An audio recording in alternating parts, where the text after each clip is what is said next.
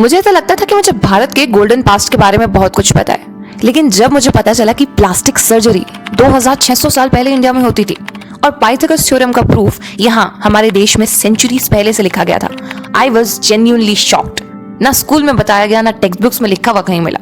सभी को याद है कि जीरो का इन्वेंशन इंडिया से हुआ था, Aryabhata invented it, but that was just page number 1।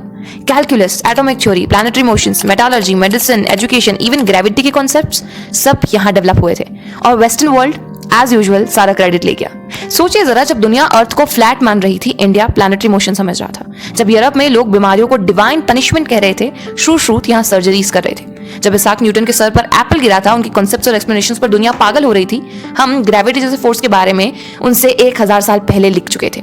Even planets की पोजीशन, सूर्य ग्रहण, चंद्रग्रहण, even the theories of galaxies, और ये सब हमारे सिलेबस से गायब। लेट्स नॉट से गायब, as it wasn't even mentioned at all.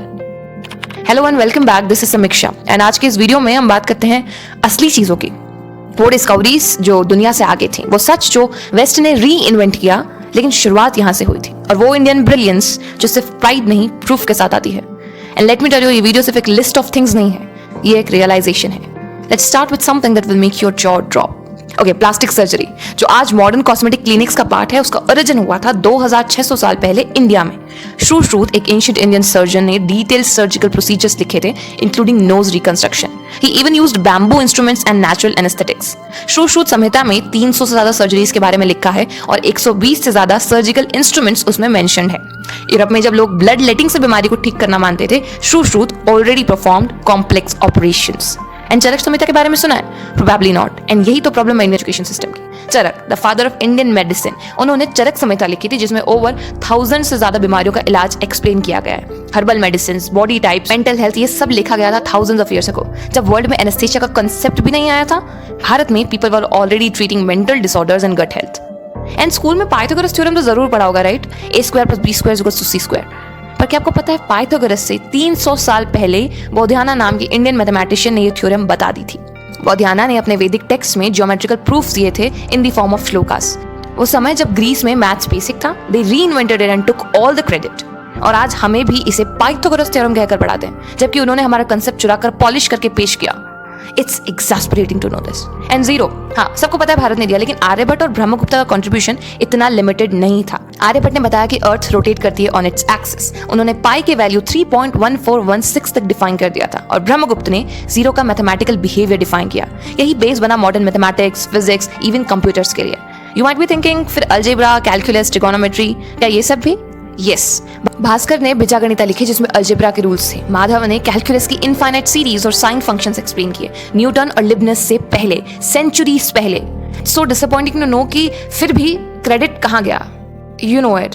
And I bet ये तो आपको पता ही होगा कि चेस भी भारत की देन है।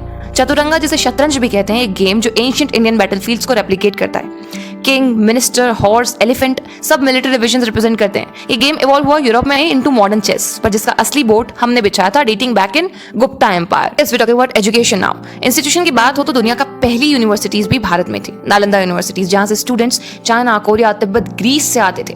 10,000 से ज्यादा स्टूडेंट्स, 2,000 से ज्यादा टीचर्स, लाइब्रेरी इतनी बड़ी कि it took about 5 to 6 months to burn completely by Bakhtiyar Khilji. ये नालंदा थी हमारी एजुकेशन सिस्टम की पीक। पॉइंट टू हाईलाइट इसकी, आज भी कोई हार्वर्ड या ऑक्सफोर्ड उस स्टैंडर्ड को मैच नहीं कर सकते।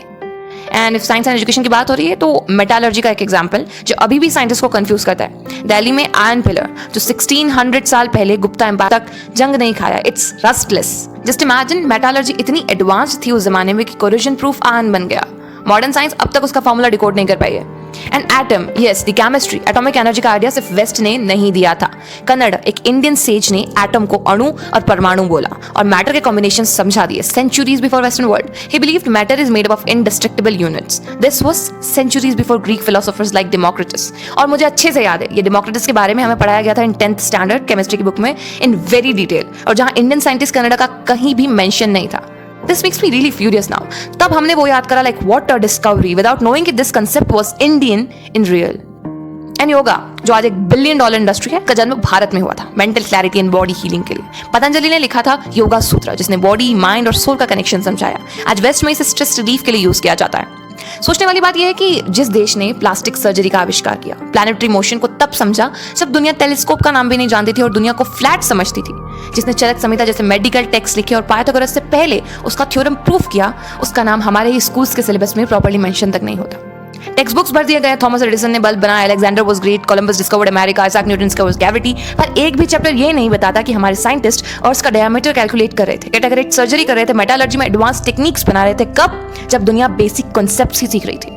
ये सिर्फ भुला दिया गया इतिहास नहीं है, ये एक पूरा का पूरा नरेटिव चुरा लिया गया है। हमें वेस्टर्न वर्ल्ड के जीनियस स्कॉलर्स के बारे में सिखाया गया, पर अपनी ही लेगेसी से अनजान रखा गया। और सबसे डेंजरस बात यही है, जब एक जनरेशन किसी और के ब्रिलियंस पे प्राउड फील करे पर अपनी ही रूट से अनजान रहे। एवरीवन नोज कि ब्रिटिशर्स ने सिर्फ हमारे रिसोर्सेज नहीं, हमारी नॉलेज भी सिस्टमैटिकली मिटा दी। श्रुत और आर्यभट्ट के नाम हटाकर न्यूटन और कोलंबस को टेक्स्ट बुक का हीरो बना दिया। लेकिन आज आजादी के 77 सालों बाद भी हमारा एजुकेशन सिस्टम वही कॉपी पेस्ट कर रहा है। गलती उनकी थी, लेकिन जिम्मेदारी हमारी भी है।